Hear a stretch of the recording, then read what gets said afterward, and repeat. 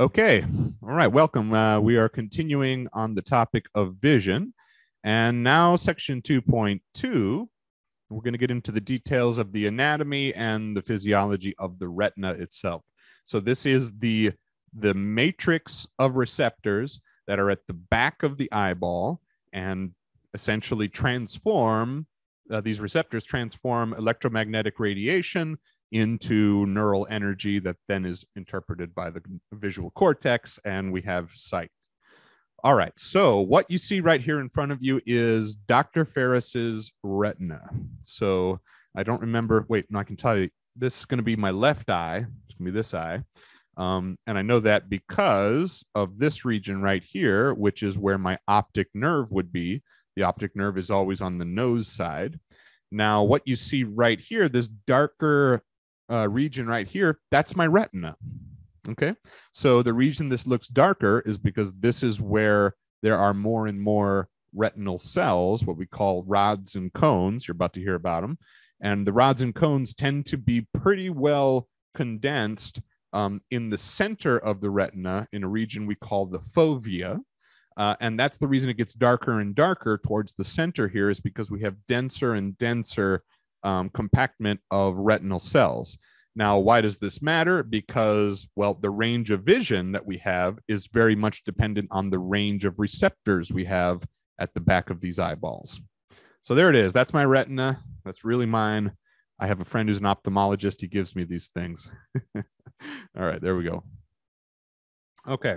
Now, when we talk about vision, I will try to do my best, to not mix these two up, but there is the conversation of the functional aspects of vision. And that's what you see here in the title here. Focal vision and peripheral vision are what we would call functional types of vision. And then we also have anatomical descriptions of vision. And these have a little bit more to do with where the receptors are on the retina. So, for example, over here, if I'm looking right straight ahead, I have a visual experience of this, not through the video, but through my own, direct vision. But I know that it's only the very eccentric cells of my retina, eccentric being away from the center, away from it, that are processing this. And so I know that I'm not getting a ton of data here because in that eccentric region outside of, away from the center, I've got fewer and fewer cells that are doing anything for me. Okay. So this isn't about distance straight ahead. It's about eccentricity. It's about moving away from the center. The further we move from the center, and when I say center, it's where I'm looking. So if I look right at the camera right now, I'm lining things up, and I can talk about eccentric as out here. Okay. All right, good. All right, so those functional, we're talking functional vision right here, not anatomical. Okay, so that's why I say focal vision as opposed to, this is going to be confusing, but I'll just do it. Foveal vision, F-O-V-E-A-L, you're going to see it. That refers to the anatomical region over which light strikes. Focal vision is like, I look at something, I'm trying to extract information on it, I'm focusing on it. So we're going to talk about that first. All right, there it is. So what do we get with focal vision? So I look at something. It's literally, that's what I'm talking about. We say, well, how do I know if I'm using focal vision? It's, are you looking at something? Then you are processing that item. Your attention is focused on the light energy that is at the center of your field of view. Okay. So when you look at a person, you look them in the eyes. When you're reading, okay, if you're reading, you're literally looking from somewhere in a word to somewhere in the next word, or maybe a couple words down, and you're having these focal visual processing moments. All right, so what do you get with focal vision? So it's at the center of the field of view. It is typically what we think of when we say look at something. You get high acuity. This is a key word. Acuity means how well do you resolve something, to a precise image versus blurry. This is where we get color vision. So you may think, well, what's going on? Well, believe it or not, here's a mind blower for a moment.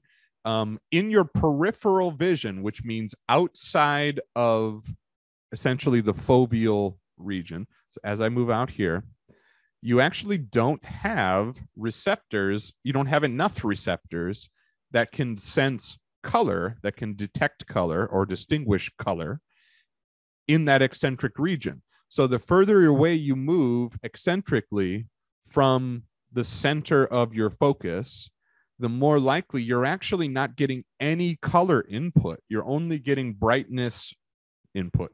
How much light, not what is the quality of the light. Okay, is the light bright or not? And that's what you're getting in the periphery. The peripheral vision is going to be based on a different type of receptor, which we haven't talked about yet, I guess. So we don't get color vision out here. And you think, well, come on, I can see my hand right now. I know what color it is. I can see what color it is. But I will counter that with saying you can see what color that is because of your brain. And there's going to be a few examples in these lectures where I say, you're not really getting that information from your retina. You're getting that information from your memory and maybe from other inputs like your optical, the muscle position of your eyes, right? So this is why things like, optical illusions and things like 3D movies exist. We figure out these rules and we can manipulate them to some extent. So anyway, believe me or not, right now, I'll tell you right here, if you go too eccentric and you're in the peripheral vision region, you are not getting any color vision. Okay. So believe it or not. Object recognition, if I'm trying to read something, right? I already said that. If I'm looking at something, is that a person I know or not? If I look at a face, oops, oh, it's getting crazy on me. Go back, sorry. If I look at a face, I am using my focal vision. All right, there we go. Peripheral. Now, this plays a really important role in vision, but it's less obvious to our consciousness, okay? So if I look at something, right now I'm looking at myself in the video, right? So I'm looking at myself, and I'm processing very deeply what I'm focusing on, but there's a lot of stuff going on in the periphery that I'm not thinking consciously about, but does quite a bit for orienting my visual world and kind of everything else I'm doing in the moment. So I don't get a whole lot of detail out here. If you held up, a piece of paper with some written words on it, like here, and I'm not looking at it, I could see that there's a paper there, but I don't think I could read it unless I switch and I have my focal attention on it, my focal vision on it. Okay, so peripheral vision is more of an orienter. Okay, and peripheral vision has a couple of advantages over foveal vision. Okay, so in lower light, maybe this is going to be a cool trick here too. Peripheral vision is more active in the lowest levels of light. So if you are in a completely dark room and you had the ability to have just a little light added to it, the first cells that will be able to see that light, that will be able to have activity based on that light, are in your periphery. So if you've ever, on a dark night, look up and you try to see the stars, and maybe on just certain right conditions, if you look right at something, you don't see it. But if you look a little bit off, like imagine there's a star right there. So I look a little bit off, and then I can see the star, and I look back and it's gone. Wait, where'd it go? So I look a little bit, oh, there it is again. I look back and it's gone. And what's happening is you're orienting your peripheral line, the cells in your peripheral vision to accept the light from that star. And they're more sensitive than the cells right in the center of your vision. So you can think, well, what's the point of that? What's the purpose? A lot of it has to do with how densely those cells are packed in the middle, but it also has to do with different functions for different types of receptors. And in the periphery, these are our orienting light receptors. Okay, so these are the, hey, did something just happen and I should devote my precious limited field of detailed view towards that thing. These need to be the first line of information. They need to tell us that a tiger just jumped out of the reeds to our right. If I don't happen to be looking with my extremely high-powered HD video focal vision, I still need to know there's a tiger there. So I've got my broader field of view that is functionally different. The peripheral vision is functionally different, as well as using different anatomy, different types of cells. All right, so it's active in the lowest light. You're going to get vision here first. Monochromatic, meaning it cannot resolve color. So I already said that. You tell me that you can see the color in your own hand. I tell you, you see black and white version of your hand and your brain fills in the color. And this is the highly sensitive to change field of view. That's why when the tiger comes out of the reeds, this is going to be the type of receptor that picks up on that. All right, focal vision and peripheral vision. There we go. So functional types of vision. Now, how do those functions come to be? They have a lot to do with these different types of receptors on the retina. So we have two general types, okay? So the first one are rods. Rods are what we have in the greatest, we have way more rods than cones, right? I had to check that to be sure. We have way more rods than cones, and they are much more prevalent in the outskirts of the retina, on the more eccentric ends. The closer you get to the fovea, the dead center of that retina, the more and more cones that are there, and effectively like 99% of the cones are within like the very, very center. That's like where all of our resolution and detail processing occurs, is right in the center. All right, so rods. Okay, so this is our first visual experience, let's say. So before we got the detail and the color vision, I don't know if that's right. You can think evolutionarily, these were the caveman ones or something. So, all right, so we have more of them, 120 million. They're larger than the cones, rods versus cones, right? Because they're larger, they cannot resolve as much detail. So if you can imagine like pixels on a display screen, you only get as much resolution as the smallest light element. And similarly, if you're receiving information, or like a camera, the larger the receptive cells, the less you can pack into a square area. So these larger cells don't have as much detail resolution as the more cone-based vision. Okay. And peripheral vision, the reason we can see the star at night in the lowest level of darkness is because of the rods. So the rods are better for those low levels of light. They also tend to exist mostly in our peripheral vision, and this explains why something, just the right light conditions, you can't see something if you look straight at it, but you can if you look a little bit off. All right, now cones, these are our detailers, okay? So they're smaller in nature, can be packed more tightly together. There are actually 3 different types of cones, and that fact basically allows us to have color vision. If we had only one type of cone, and it was basically just the input of cones versus rods, we'd have a much, much different experience of what we understand as color. But our perception of color is basically derived from relative input of 3 different types of cones. And I should say most of us, because guaranteed, almost statistically guaranteed, somebody in this class is what we call someone who has color anomalous vision. And this is not to slight them in any way. They just have a interesting, different way that their visual system processes the world around them. And we'll talk about that in section 2.3, the color. I think so. I think it's in 2.3, the color vision one. So statistically, 1 in 10 or 11 males has such condition. So probably somebody here. All right. So the cones are mostly responsible for what we think of as I'm looking at something and I'm extracting as much detail as I can on it. If I'm reading something, you're using cones. Okay, that's the level of detail that you would need that's what we use. All right. They need higher levels of illumination to activate than rods. So in the lowest light, the rods are firing, but the cones are thinking, what? Nobody turned on the lights yet. Okay. All right. So here's imagine a So here's, what do you call this? A coronal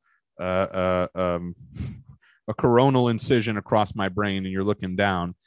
This is what the eye may look like. Here is my optic nerve, which delivers all the information to my visual cortex.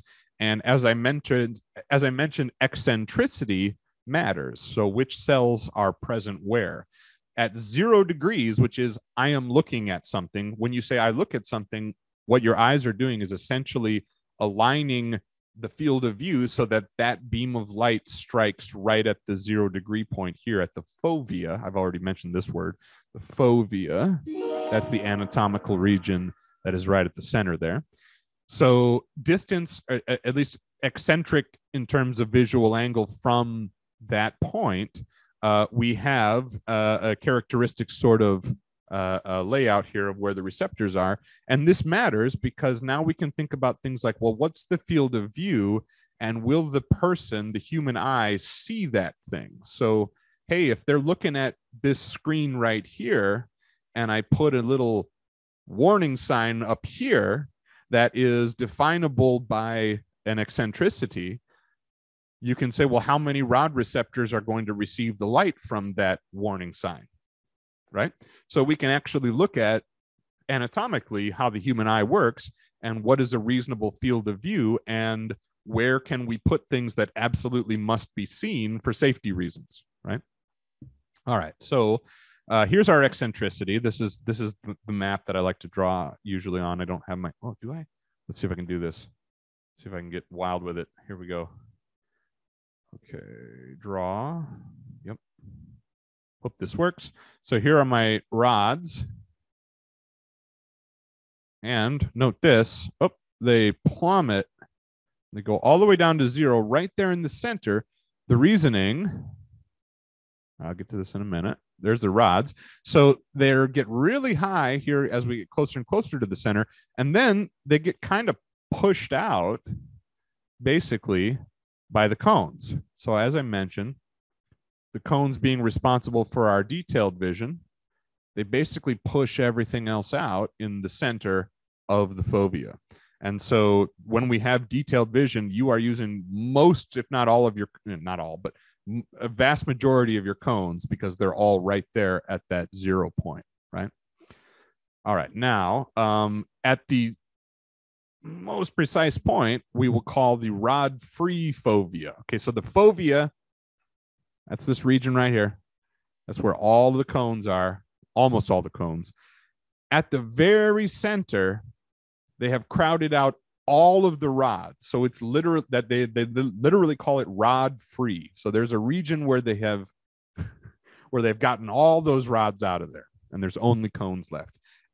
This is what we would call our strongest visual orientation. Okay, so you're doing a vision test. What you're hoping for is to get that rod-free fovea to provide you that the detailed, crisp image that you need, to identify the letters or whatever. And it's roughly 1.5 to 2 degrees of visual angle. So it's a very small region there. All right, as we move out, we have more and more rods. But here we go. There is an ideal, oops, I'll use a different color. There is an ideal rod density, and it sort of occurs about here, kind of between 10 and 20 degrees, or about 20 degrees on either side. So that matters because what we're talking about here, if we have a light that comes on, here's our maximum sensitivity. This is the eccentricity you want to be able to see that star that if you look right at it, it disappears. Look off about 20 degrees and you're going to get your maximum sensitivity. All right, erase these. Here we go. Erase. Oh, that was nice. Okay. Now, back. Now, before we get too far ahead, don't forget about this region right here. Some of you are screaming at the camera saying, well, what's that? What's this thing? What's going on right here? We'll get it. Don't worry. All right. So, but let's still talk about, here we go, rods and cones. So another representation of where we've got these critical receptors. And again, why it matters, because here, if the human is looking at a at a visual display, we can, as human factors engineers, as human factors professionals, we can say, well, at this eccentricity, we should expect a certain amount of activity on the retina, and therefore a certain degree of attentiveness, right? So how well does it capture attention visually? All right, so the fovea, and again, this is where we've got cones. This is going to be the region you want for, I'm looking at something, I'm extracting information from it. It is about 5 degrees of visual angle, the foveola being another word for the rod-free fovea, that really small region there. And in fact, I think on the previous one, it said 1.5. Okay, wait a minute, go back, like, sorry, 1.5 to 2 degrees. Right there, rod-free fovea. The foveola, I just said is synonymous. I got a different number there. I don't know enough to tell you what the difference is, so I won't ask you to differentiate those two. Know that the foveola has no rods in it. Okay. All right. Now the macula, why does this matter? This is essentially the limit of where you have reasonable density of cells to produce a visual experience. So if I am looking straight ahead, then 17 degrees of visual angle, I'm sorry, I guess it's it's 17 total, so it's 8.5 to either direction. That represents the complete region over which I can reasonably process visual information. And if you we'll talk about this in a couple of subtopics here, but the idea of acuity, 20/20 vision, you maybe have heard, that's our standard that represents how clear something is. And when that second number gets larger, that means the vision is poorer. So what this is showing, 20/50, that means it's, we'll get to the math, but it's essentially 2.5 times worse than 20/20 vision. And 2200 is 10 times worse than 20/20 vision. So as we move away from that center point, that really 0 degrees of eccentricity, we get less and less ability to resolve detail. Things get blurrier and blurrier. All right. And that's why it might matter for how we arrange our workspace, right? So I mentioned again, the macula, 17 degrees. Good value to know here, but that's again end to end, that's the full diameter. And so if you talk about your range of view here, 8.5 degrees on either side of where your primary field of view is, basically represents the range of where I might reasonably pick up information if something happens. Now, if you're looking here, you're writing, or you're giving a lecture or something, you're looking right straight ahead, and something happens over here, you're not going to process it with as much detail as what's going on here, but you'll have a visual experience of it. So if a light comes on, and remember, this is where our peripheral vision is really giving us most of the input, and the rods in the periphery are really well tuned to, hey, something changed, like a light came on, or a window popped up on this side, right? Or a notification popped up over here. Those attract our attention if they're within our macula, essentially. Or I should say, that's kind of rough, but if this is our effective design sort of standard here, is roughly 17 degrees end to end from where you're sitting. Okay. Oh, good. Here we go. All right. So we're gonna quick example. Do this at home. You can pause it until you get it right. This should, I hope, work if you're looking at a screen and you can adjust your distance from the screen. Close your right eye. With your right eye closed and using your left eye, look at the crosshairs right here and stare at those crosshairs with your left eye, and then move your head further or closer until you get to a very specific focal distance where something very interesting happens. Go ahead and pause. Do this, get that interesting thing, and then come on back. Okay, we're back. So if you're like me, the experience that you get here is the detail in this imagery over here in this spoked wheel essentially changes based on the distance you are from the focal point, which is always going to be this crosshair. And the reason is, as you move further or closer to that crosshair, you're effectively changing the eccentricity, right? So as I go further away, it's essentially not as eccentric, and as I go closer, it becomes more and more eccentric, meaning, you know, the deviation from the center of my eye. At some point, you reach a distance where everything lines up, and the center of this spoked wheel lines up with a very interesting anatomical point in your eye, which is about 15 degrees. So if you still haven't gotten it, pause, do it again, about 15 degrees. And this is what you're getting. So here's our blind spot. So I told you this would come back up. And what's happening here, so for me, I'll tell you, for me, and this can be different for everybody because it's literally what your brain produces in absence of visual input. So once I get to a certain point, I am having the light that is from the center of this spoked wheel is entering my eye. It's passing through the pupil, and it's going to the interior side, the nose side of my retina on my left eye, the nose side, right? Well, on the nose side is also where I have my optic nerve, the nerve that carries the information back to my visual cortex in the back of my head, right? And so what happens there, because we have no retinal receptors, because this is where everything bundles, and you know, this is like the outbox here. There aren't receptors right on the surface right here. So right at about 15 degrees interior, we have no cones, no rods. And that's what we're seeing here, right? Actually, maybe there are cones, but no rods or something like that. But essentially this just drops off. And what does that do then?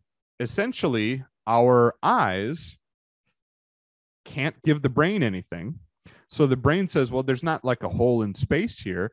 I'm going to fill it in. And so your brain makes, and I'm personifying the brain, but you're going to hear me do this a few times.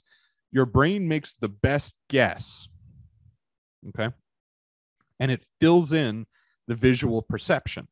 And so for me, what happens is these lines, the spoked lines on this wheel, come to a singular point in the center of this circle. So once I get a certain distance away, and my brain says, well, I've got no input from the dead center of that circular thing. I've got zero input because this is where all the light strikes my optic nerve. So I'm going to just interpret the pattern around it as best I can and deliver what is, according to the laws of nature in my brain's existence, the most logical interpretation. And so for me, all of these lines connect if I get it just the right distance. Oops, sorry. Draw. I get this. So all of these lines come to a central point, much more beautifully than that, right? But they all come to a center point here. So it's like my brain thought, well, it doesn't make much sense to have a line here that just stops there and then another separate line here. This must be a continuous thing. And so my brain fills it in. That's what happens with me. If you have any different experience or you're having trouble with this, let's put it in the discussion. It'd be a great topic to follow up on in office hours. All right. There we go. Okay.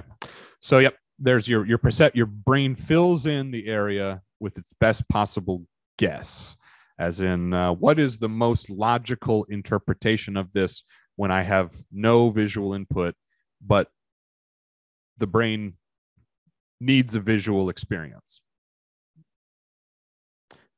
Okay, now, depending on the level of illumination, we're going to have different levels of activity for our rods. Remember, they're active at lower levels of light, right? And our cones, which require a higher level of light before they're activated. And if we don't have our cones activated, we're not getting the benefits of the cones, which are higher acuity and color vision. So at the lowest levels of light, so let's imagine you are outside at night after the sun has gone down, and hours later, let's say, okay? And I know there are street lights and things, but let's just say general moonlit illumination. All right, so in this level, typically, let's say the lowest level here, we only have our rods, which are active, okay? So I can see around me, but there are a couple of things I can't see. One are colors, and you may think you're seeing colors, but again, that's your brain. That's your brain filling it in. But also, I'm not going to get a lot of acuity, and I'm not going to, I'm not going to be able to see super clearly anything. So when we talk about night vision, so this is the wake up in the middle of the night and find your way to the bathroom without turning on a light. That degree of vision, not the best for reading fine detail, but enough to get you around. But if you can imagine that degree of ability to distinguish color, that's and the challenges with that. In fact, I like to ask exam and quiz questions about that experience. But what might you see and what might you not see? Okay, so for these very low levels of light, we have what we call scotopic vision. Scotopic is the keyword, right? All right, photopic vision it's well illuminated. Everything's bright. I'm having photopic illusion. Sorry, I'm having photopic vision right now. I have enough illumination in this room. Probably all of you are too, because you're looking at a highly illuminated screen that is blasting the light into your retinas and activating your cones because there's enough light there. Now, when there's only enough light for rods, only the rods can deliver information to the visual cortex. When there's enough light for rods and cones, both of those types of receptors send data to the cortex. However, because what we get from the cones is so much more detailed, your brain tends to kind of favor that input. So when I say your brain, our visual experience is taking all of the light that strikes all of the receptors continuously and making an image that we have in our heads. It doesn't actually exist on our retinas. It's a constructed experience, right? And while we've got rods and cones sending data, your visual cortex thinks, okay, well, the cone data is going to be much more detailed. Let's construct the visual experience based primarily on the cone input. Okay, so we call this photopic vision, and it's what we think of all the time when if it's well illuminated. Okay, we're using our cones. We can see color. We can see fine detail. Now, between the two, there's a lot of gradations. Okay, so what we call mesopic vision is there's not quite enough light for all the cones to be really active, and so we've got some regions, of the retina where the rods are still more are delivering more of the visual experience, and it's kind of like between this low acuity black and white, I shouldn't say black and white, colorless imagery and this high detail colored imagery. So we get some interesting sorts of illusions in this transition period that I always like to point out when I'm outside and the sun goes down. And we start having that natural transition. It takes about 20-25 minutes for the sun to go down and for it to go from outside, at least, to be roughly about this bright to about roughly this dark.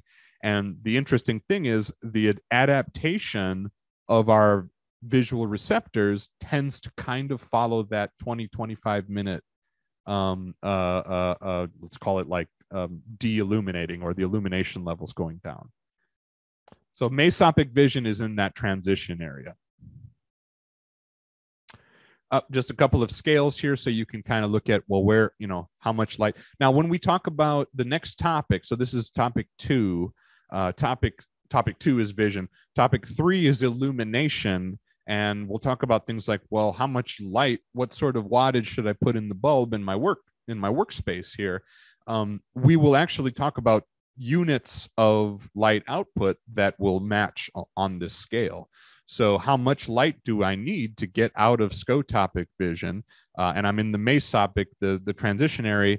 And if I want to get high acuity, and color vision, how much light do I need? So you need to be, in this photopic region. And that's basically, think about like if it's comfortable to read, you are giving enough light for your cones to be fairly universally active. And therefore you're getting the acuity that you need for reading.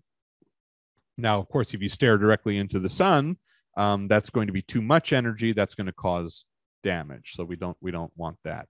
But you want to be, for detail, you want to be in this cone region if you can be. So the workplace, thinking at about 6 log photons per micrometer squared per second. We'll talk about other measures of that energy in the next topic.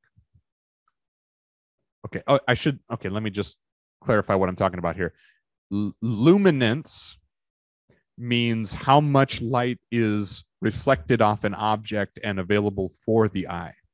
Retinal illumination is how much light energy strikes the retina itself. How much electromagnetic radiation comes into contact with the receptors at the back of my eyeballs. That's retinal illumination. All right, so we'll get into more detail with that, but just to clarify. All right, so I mentioned this ability to, and this really kind of characteristic of how over time our eyes will adapt to different light levels. Okay, so if I am in a movie theater, I watch a movie, I feel great about it, I hang out after the credits, it's a dark movie theater, and as I'm leaving, I'm aware of like, I can see everything around me, this is great. I walk outside and let's say it's a midday and the sun's out. And then suddenly I do this. Oh, it's way bright, right? And I have to take a minute and adjust to that light.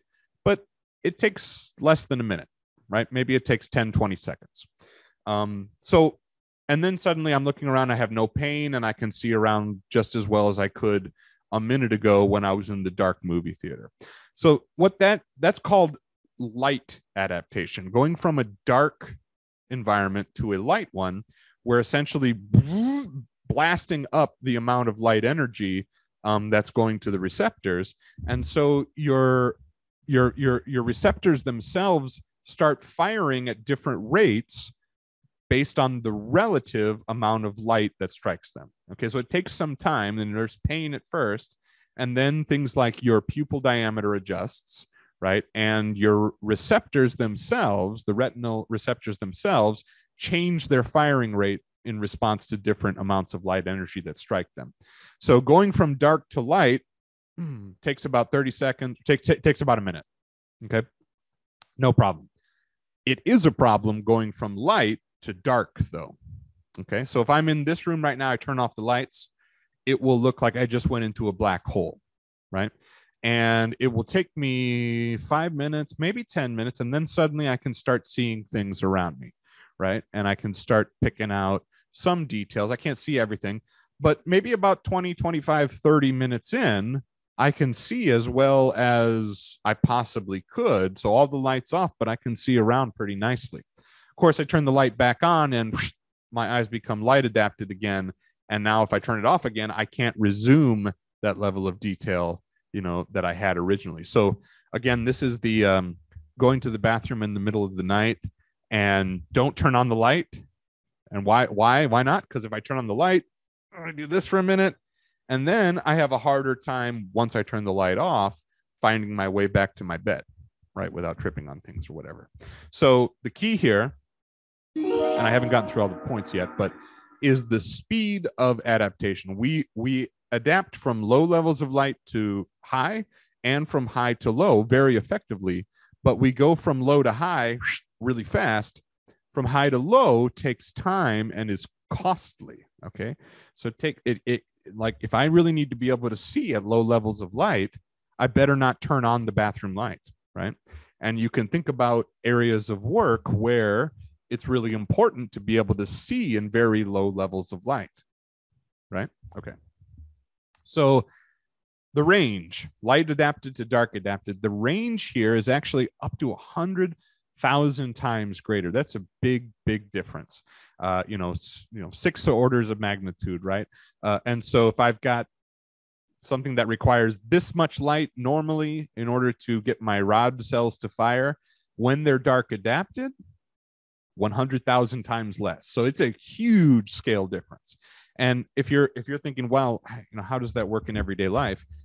The light in this room right now is probably something like 10,000 times less bright than the sun outside at noon. So if I am reading something, I'm walking around the block outside at noon versus I'm in here under this light, my eyes adapt and it looks fairly similar to me, but it's 10,000. Like if I had my photometer, my ability to measure the light energy in a physical sense, it would be like 10,000 times greater outside. And so that's a surprising difference in the level of illumination, that because our eyes can adapt to bright or dark, that adaptation makes it very much more consistent than you might be expecting otherwise in terms of how our vision works in our various environments. So when we become dark adapted, you're essentially decreasing the basic amount of light that will make these receptors fire. And it's always going to be the rods because they're more sensitive in low levels of light than cones universally. So rods also adapt further than cones. And so in the, when they're fully adapted under the lowest levels of light, you are probably only using your rods. Okay, so like exiting the movie theater, that sort of levels of light, you've got enough, like, here, walk this way, here there's light reflecting from the from the picture or whatever. You're dark adapted, but you're not this dark adapted. This is like the darkest dark adapted. And when you get to that point, it is entirely cones that are working for you. That's going to be your scotopic vision. I should have brought us back to that. That's this, right? That's only rods. Okay, now here's an interesting dynamic, is the process of adapting you can plot over time. So you've heard me mention 20, 25, I've got 30 minutes right there as the full length. So you can actually kind of trace these, and the pattern by which, if you sit in a dark room like a movie theater, I'm waiting for the movie to start, how you can expect your vision to change in time.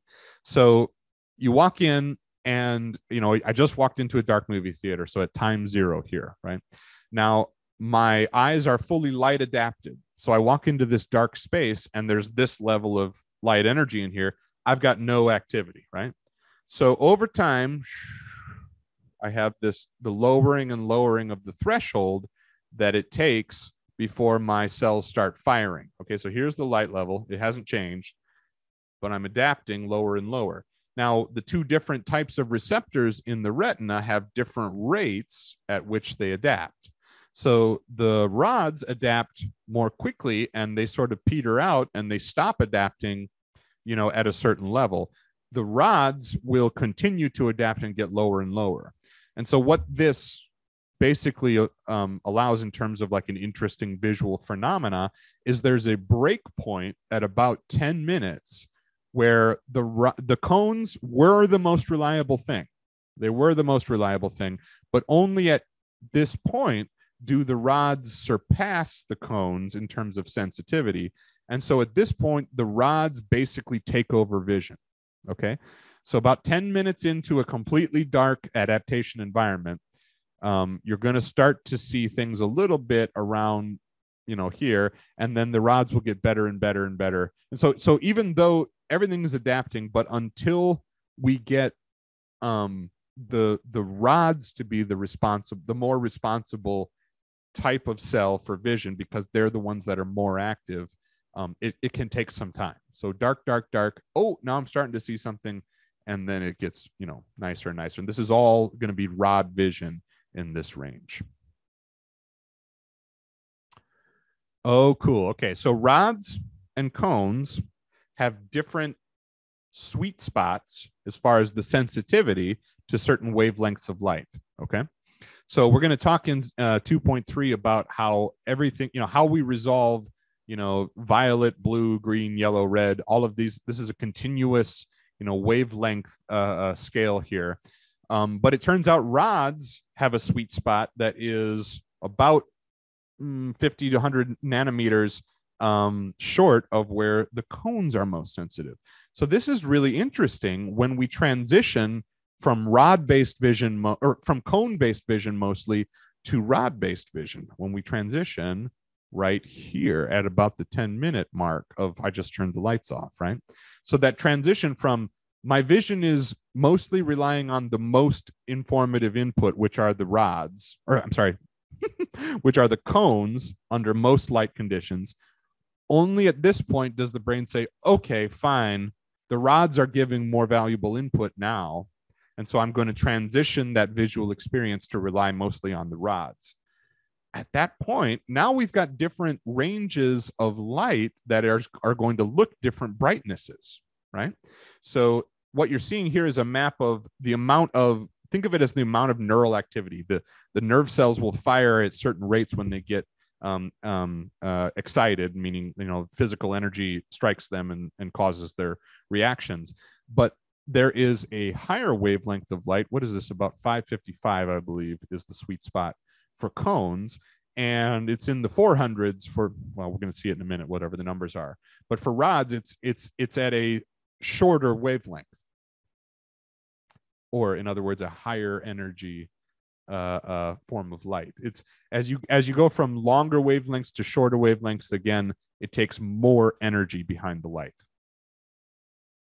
There we go. 500 for rods, 560 for cones. Okay, so this difference matters because if I've got something in the world that is somewhere between these two, it will matter based on, do I have active cones or active rods or both, in terms of how vibrant something looks and therefore how much it attracts my attention.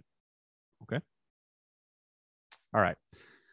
This is 560 nanometers. This is in cone-based vision, which almost all of you, well, all of you should be in right now if you are watching this video and light is projecting into your eyes. It's enough to activate the cones if you have any color vision.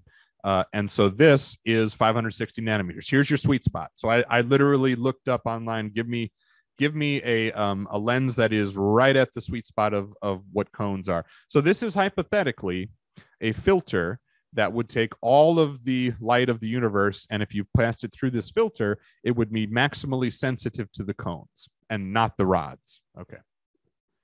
So, but now, and I'm just giving that as an example so you can see what that is. Rod vision, the 500 nanometer, it's a little bit closer to blue. I don't want to say it is blue, but it helps for me to distinguish the blue end of the spectrum from the red end of the spectrum. Okay, so I can see all of these colors with my eyes. The lowest energy, longest wavelengths are red. Remember the TV remote. And why can I see that with a camera, an electrical technology camera, not a human eye? It's because it's lower energy to have the reds and then the infrareds just beyond this. It's a lower energy light output, meaning it doesn't cost as much battery output.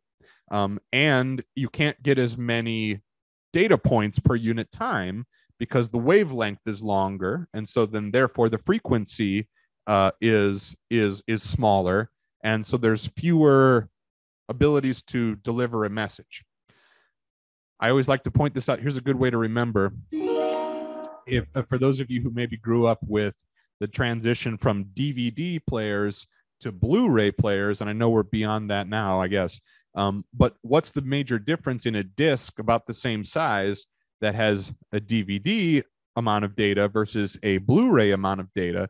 There's a much more data on that same disc for a Blu-ray because literally a blue laser has a higher energy and a greater cycling frequency because of its shorter wavelength compared to a red laser.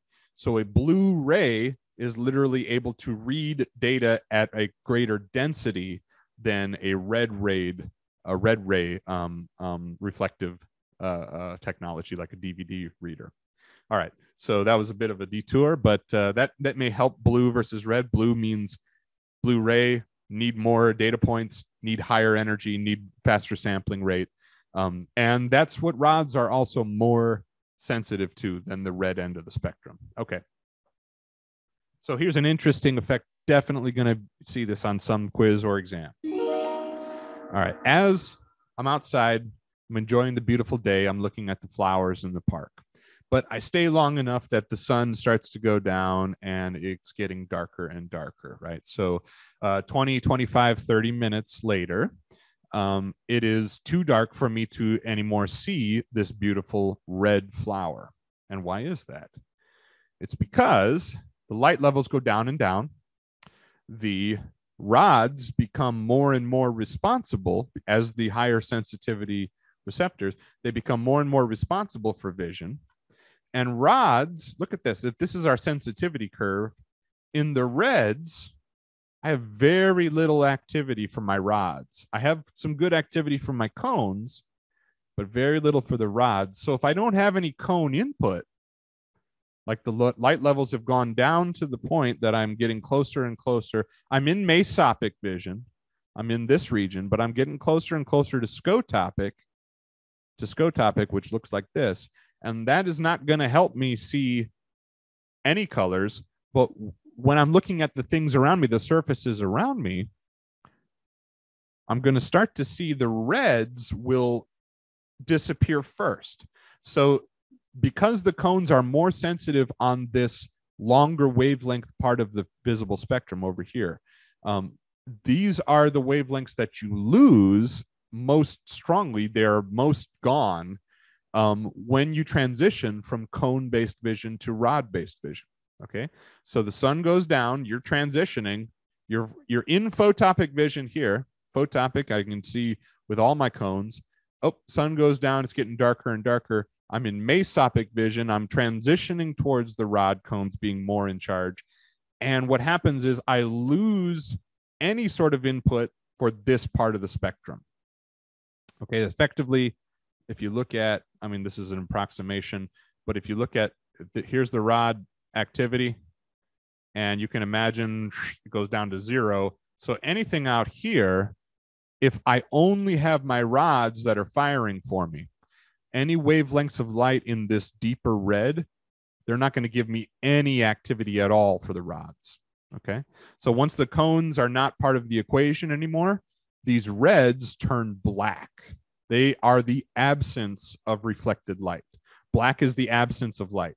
Okay, and so all of the light from the whatever light source is absorbed, whatever is reflected, there's nothing there for, there isn't a cone receptor active to pick that up.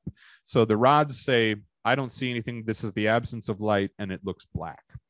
And then because, got to change back. Because the rods become relatively more active, they're really in tune to these blues and greens. Okay, so if you're outside and you're in Texas, let's say, and you have these beautiful blue flowers around, you know, blue bonnets are the local wildflower come up. They'll come up in a couple, probably about a month from now. These will become increasingly vibrant relative to the background as the rods are increasingly responsible for vision. Okay, so they call this blue shift. And here's the key word, right? Which I don't know how to pronounce, but you should know if you see it written. The Purkinje shift, or the Purkinje, I'm not sure, shift. But that describes this red to blue transition that we get over time.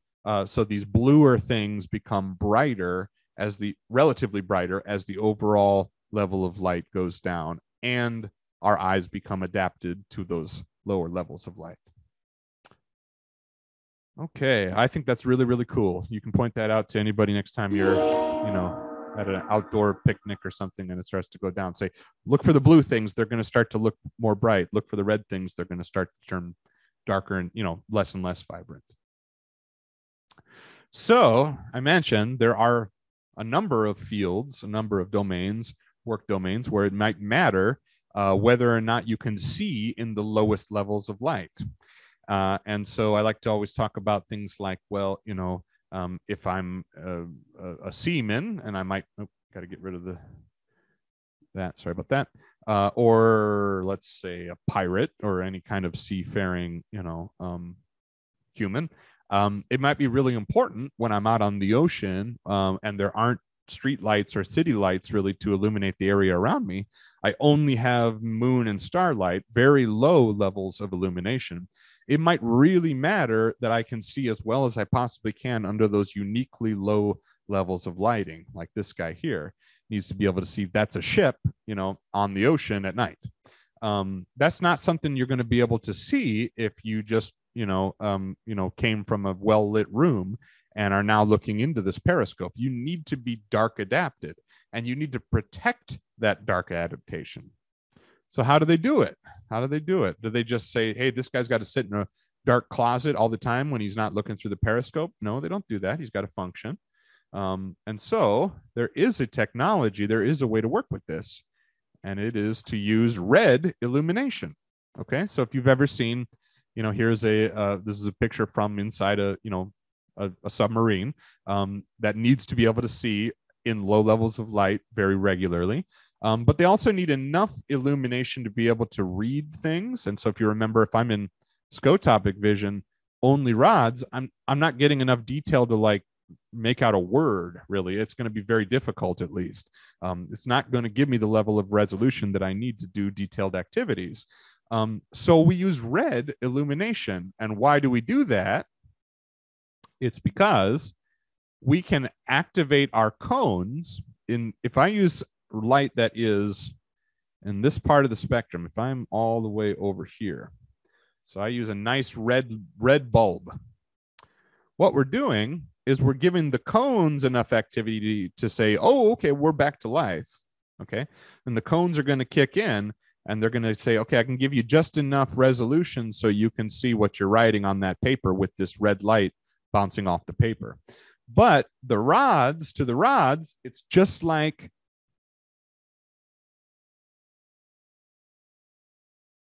to the rods, it's this, right? So the rods are not seeing anything, okay? So there is light there, the red illumination, but the rods, according to the rods, it's a completely dark room. And so they are not becoming light adapted. So if you find this really sweet spot here, you can get the cones to become light adapted, but the rods are completely insensitive, the same way that I just showed you that infrared light that the video can pick up, but the human eye does not. So it's a great way to be able to get acuity vision, but maintain dark adapted vision in your rods, is to use red illumination, because the red illumination will not wreck your dark adapted rods. It's essentially not sensitive at all to that wavelength of light. Okay. Thank you. And that's it for this topic. Tune in for 2.3, which is about more detail on color vision.